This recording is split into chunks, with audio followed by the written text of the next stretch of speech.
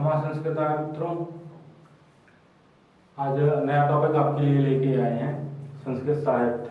ठीक है, जो कि आपकी एमपीटेट परीक्षा की दृष्टि से महत्वपूर्ण है और इसका जो सिलेबस है उसमें भी दिया गया है संस्कृत साहित्य। ठीक है, तो संस्कृत साहित्य पर आज चर्चा करेंगे हम लोग। आखिरकार संस्कृत साहित्य है क्या।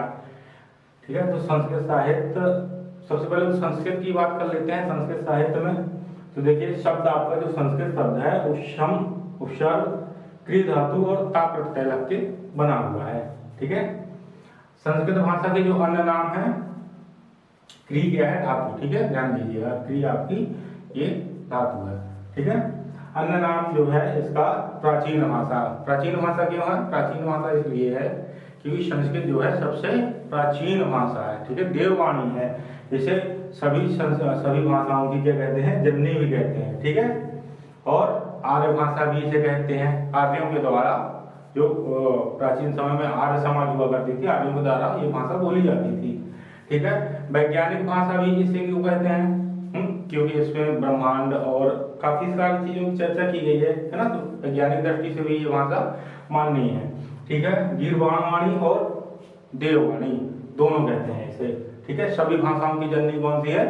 संस्कृत भाषा। ठीक है, देखिए विश्व की जो अपनी प्राचीन पुस्तक है कौन सी है? ऋग्वेद। विश्व की सबसे, भारत की नहीं, विश्व की सबसे प्राचीन पुस्तक कौन सी है? ऋग्वेद। और ऋग्वेद किस भाषा में है? संस्कृत भाषा में। इसलिए संस्कृत भाषा को क्या कहा जाता है? सबसे प्राचीन भाषा भी संस्कृत भाषा को कहा जाता है। ठीक है, अब बात करते हैं संस्कृत साहित्य की। ठीक है, तो संस्कृत साहित्य को दो भागों में बांटा गया है, एक वैदिक साहित्य और एक लौकिक साहित्य। ठीक है, दो प्रकार का, एक वैदिक और एक लौकिक। लौकिक की चर्चा हम बाद में करेंगे, पहले वैदिक की चर्चा करते हैं। ठीक है, तो वैदिक संस्कृत साहित्य में कितने पार्टों में बांटा गया है? चार। क्या क्या है इसके अंतर्गत? वैदिक के अंतर्गत चार चीजें हैं, वेद, ब्राह्मण, आरण्यक और उपनिषद।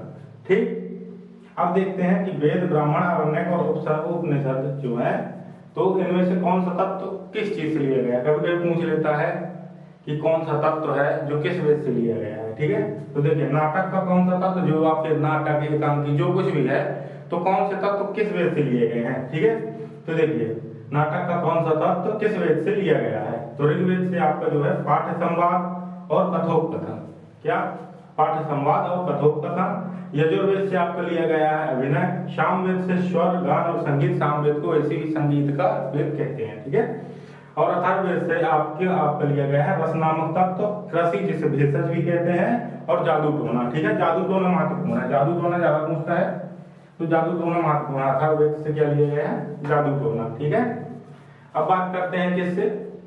वेद और उसके ऋत्विक। ठीक है, पूछ लेता है कि वेद और उसके ऋत्विक। तो देखिए आपका जो ऋग्वेद का ऋत्विक है वो क्या है? होता। यजुर्वेद का अथर्व। ये चीज नोट कर लेनी है, पूछ लेता है किस वेद का कौन सा ऋत्विक है। ठीक है, ये चीज नोट कर लेनी है आपको। ठीक है, ऋग्वेद का क्या है? होता। यजुर्वेद का आपका अथर्व और सामवेद का आपका उद्गाता। अथर्ववेद का आपका ब्रह्मा और वेदांत। अब चर्चा करते हैं वेदांत की। ठीक है, तो कौन कितने वेदांग हैं? आपके 6 वेदांग हैं। ठीक, वेद आपके 4 हैं, वेदांग आपके कितने हैं? 6। पहला शिक्षा, जिसे कि घ्राण कहा गया है। घ्राण यानी कि नासिका। ठीक है, नाक, वेद की नाक कहा गया है, जिसे नासिका कहा गया है, किसे? शिक्षा को। कल्प यानी, कल्प किसे कहा गया है? हाथ। कल्प को क्या कहा गया है? वेद का हाथ कहा गया है। ठीक है, इसी को हस्त भी कहते हैं। ठीक है, हस्त। व्याकरण को क्या कहा गया है? वेद का मुख कहा गया है। ठीक है, मुख।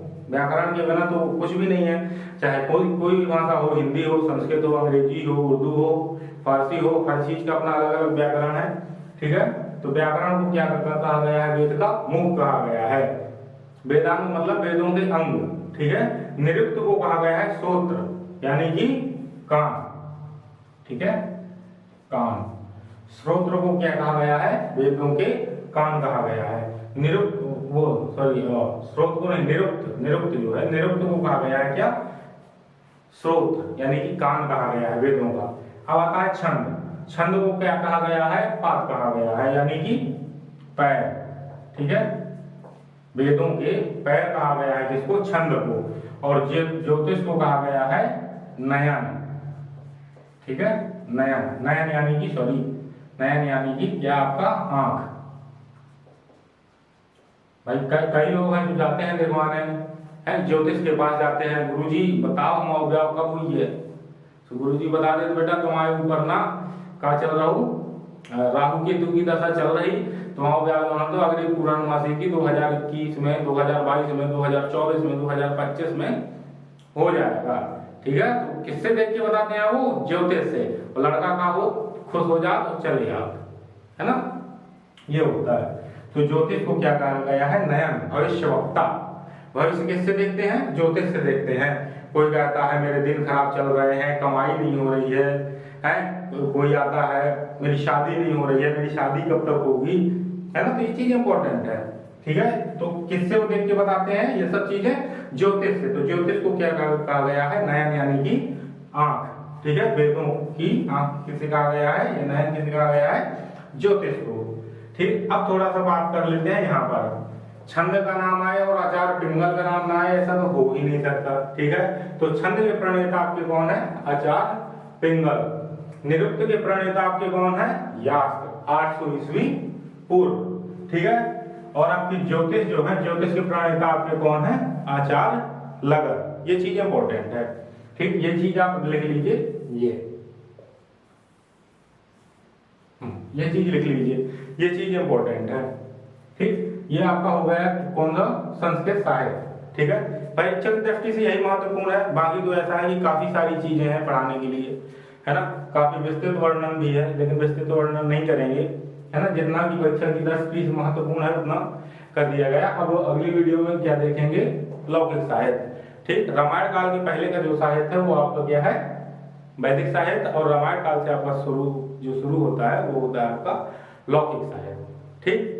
तब तक के लिए धन्यवाद।